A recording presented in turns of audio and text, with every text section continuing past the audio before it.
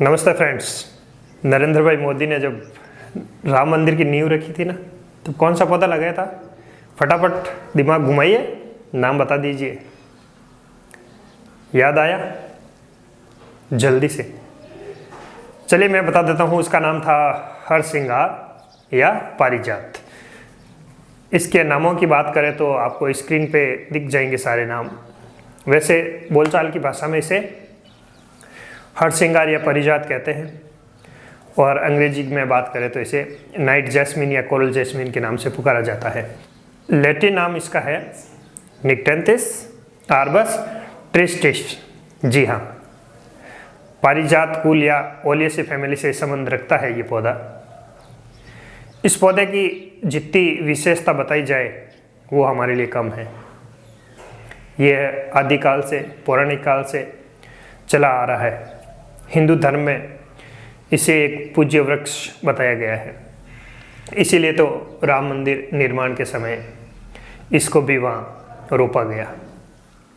यह एक ऐसा पौधा है जो आपके वातावरण में महक तो फैलाएगा ही फैलाएगा, आपके शरीर की महक डबल कर देगा। क्योंकि दोस्तों, आजकल हर घर में जोड़ों के दर्द से, आर्थराइटिस से, सियाटिका से परेशान लोग मिल ही जाते हैं। उम्र के साथ साथ हड्डियां कमज़ोर होना, हड्डियों से कट कट की आवाज़ आना, जॉइंट्स का मूव नहीं करना, बहुत पेन रहना, किसी कारण से अगर आपकी रीढ़ की हड्डी कमज़ोर हो गई हो तो उसकी वजह से आपको गर्दर्सी या सियाटिका रोग हो ही जाता है। अब आप सोच रहे होंगे कि इस छोटे से पौधे से क्या इन सारी बीमारियों से छुटकारा मिल सकता है? जी हाँ, यह एक मात्र ऐसा पौधा है जिसके प्रयोग से 40 साल से पुराने जोड़ों के दर्द, आर्थराइटिस, सियाटिका भूल जाइए आप उसे, क्योंकि इस पौधे की पत्तियां ही आपके लिए वरदान साबित होने वाली है। इस वीडियो में हम इस पौधे का शॉर्ट में परिचय प्राप्त करेंगे। उसके बाद बताएंगे किस तरह से इस पौधे की पत्तियों का प्रयोग किया जाए जिससे आपको ज़्यादा से ज़्यादा हेल्थ बेनिफिट बना रहे। हेल्थ से संबंधित जानकारी मैं आपको हमेशा प्रदान करता रहता हूँ। रेड बटन दबाकर हमारे चैनल को सब्सक्राइब कर लीजिए, सदस्यता ले लीजिए।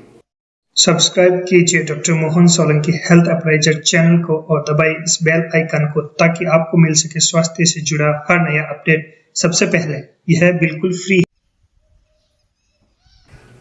चलिए शुरू करते हैं आगे की बातें। यह एक छोटा सा पौधा होता है जो आपको नर्सरी में आराम से मिल जाएगा, कहीं से भी। इसकी पहचान आना आपको बहुत ज़रूरी है, क्योंकि जब तक इसके फूल नहीं आएंगे तब तक आप किसी भी पौधे को अगर पारिजात मानकर चलेंगे तो उचित नहीं होगा। इसके बाह्य स्वरूप को देखने पर इसके जो पत्र होते हैं ना, पत्ते, वो रफ होते हैं, खुरदरे होते हैं। आप उसको हाथ से टच करेंगे तो बिल्कुल रफ सरफेस लगेगी। और जो इसकी टहनियाँ होती है, इसका कांड होता है, वो एकदम राउंड नहीं होके, गोल नहीं होके, चतुष्कोण, 4 कोणों वाला होता है। आप छूने की कोशिश करेंगे तो आपके अंगुली की तरह वो प्रतीत होगा। ऐसा नहीं होगा, बिल्कुल राउंडेड नहीं होगा।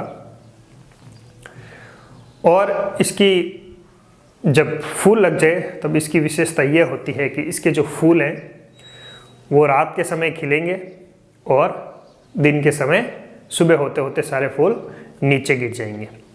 और इनके फूलों की महक इतनी होती है कि आसपास के वातावरण में जब फूल खिलते हैं तो बहुत ही ज़्यादा सुगंध आती है।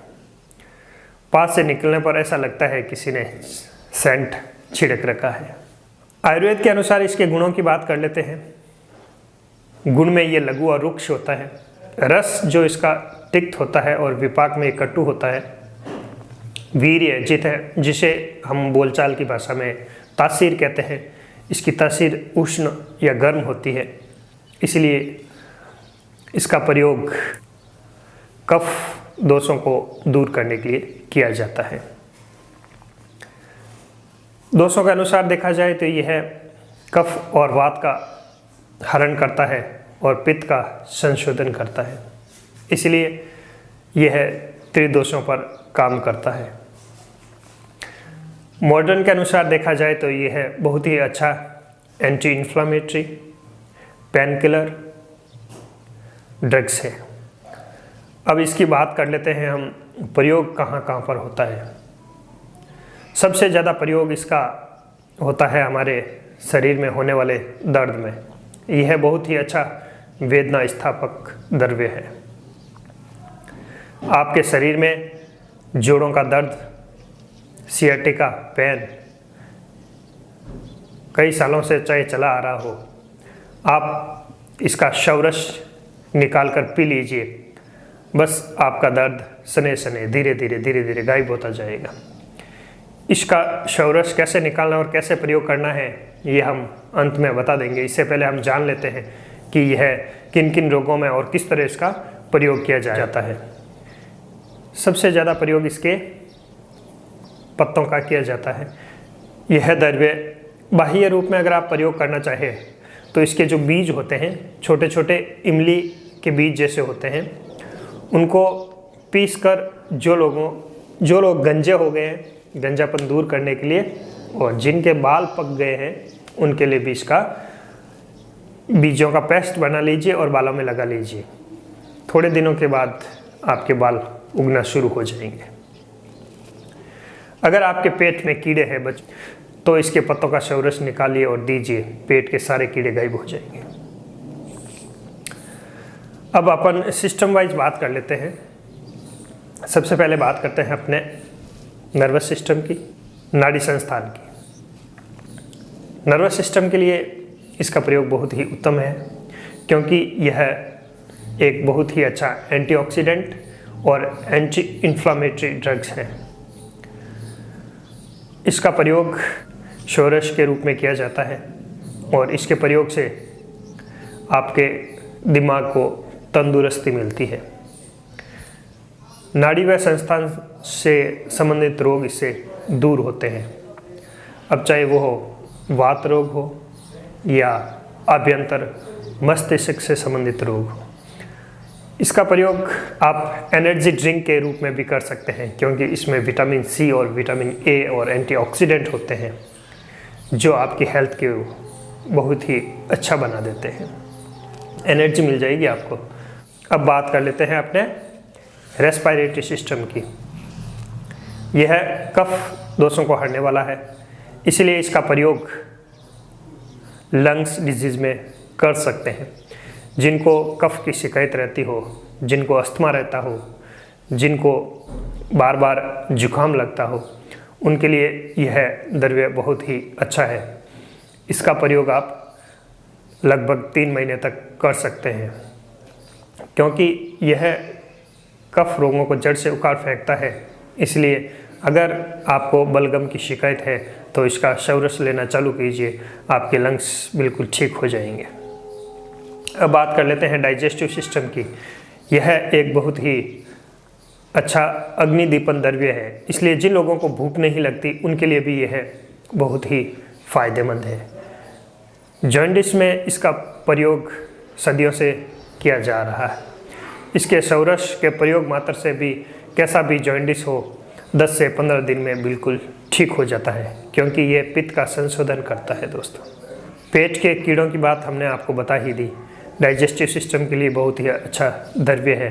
पेट के कीड़े खत्म होंगे और भूख बढ़ेगी तो आपकी हेल्थ अपना आप बनती चली जाएगी।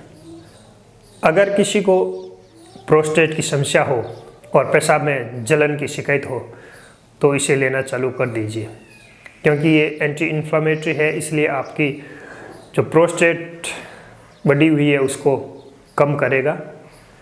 इसके साथ साथ आपको गोक्षुरादि गुगुल लेना चाहिए। गोक्षुरादि गुगुल के साथ अगर आप पारिजात के शौरस का सेवन करते हैं तो आपके पेट से संबंधित, आपके पेशाब से संबंधित सारी समस्याएं दूर होगी। आपका यूरिनरी ट्रैक्ट बहुत ही अच्छा हो जाएगा। जो भी इन्फेक्शन होंगे वो दूर हो जाएंगे। रिप्रोडक्टिव सिस्टम की बात करें तो भी इसका बहुत ही अच्छा फ़ायदा है। अगर इसका जो पुष्प होता है उसको आपने देखा होगा, आगे की जो पंखुड़ियाँ होती है उसकी सफ़ेद होती है और पीछे का जो है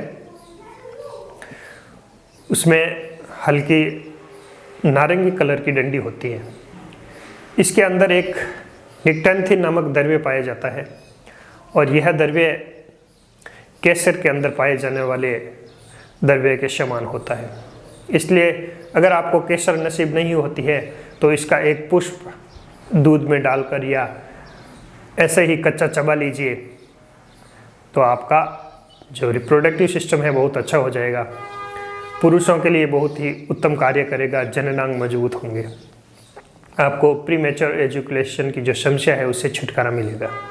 इसके गुणों का बखान मैं क्या, मेरे से पूर्व स्वर्गीय श्री राजीव जी दीक्षित, बाबा रामदेव, आचार्य बालकृष्ण, किन किन लोगों ने नहीं किया है। मैं तो सिर्फ छोटी सी जानकारी देने के लिए आपके पास आया हूँ। वीडियो अच्छा लगे तो लाइक और शेयर कर देना, अपने फ्रेंड्स और फैमिली तक पहुँचा दीजिए इस वीडियो को।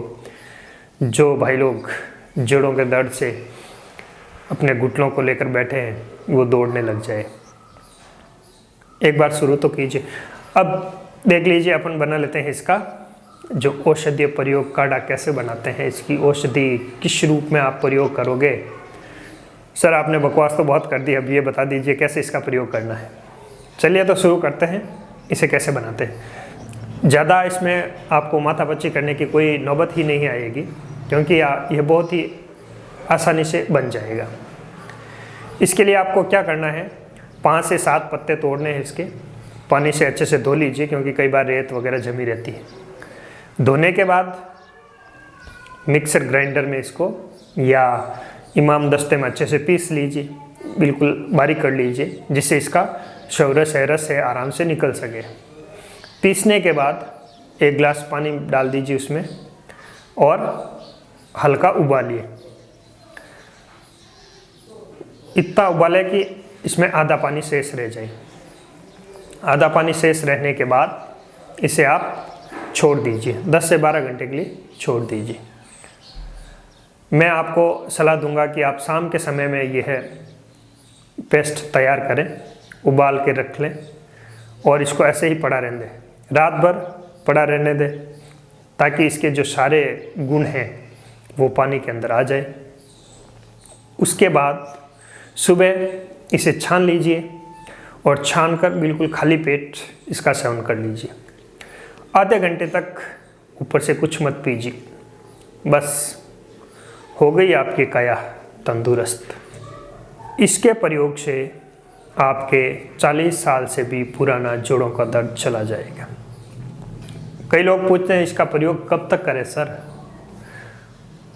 मैंने जिन लोगों को दिया है उन लोगों में से अधिकतर के फ़ोन आए कि सर हमें तो 7 दिन बाद ही आराम पड़ गया, अब हमें चालू रखना है या नहीं। तो ये आश्चर्यजनक परिणाम जो लोगों को मिले हैं, वो लोग भी आएंगे तो मैं आपको अलग से एक वीडियो बनाकर आपको ज़रूर शेयर करूँगा। और इस का प्रयोग मिनिमम आप 7 दिन, मैक्सिमम 3 महीने तक कर सकते हैं। अगर बहुत ज़्यादा पुराना रोग होगा तो आपको 3 महीने तक प्रयोग करना पड़ सकता है। इस वीडियो में इतना ही दोस्तों, अगले वीडियो में फिर मुलाकात होगी। तब तक के लिए जय हिंद, जय आयुर्वेदा।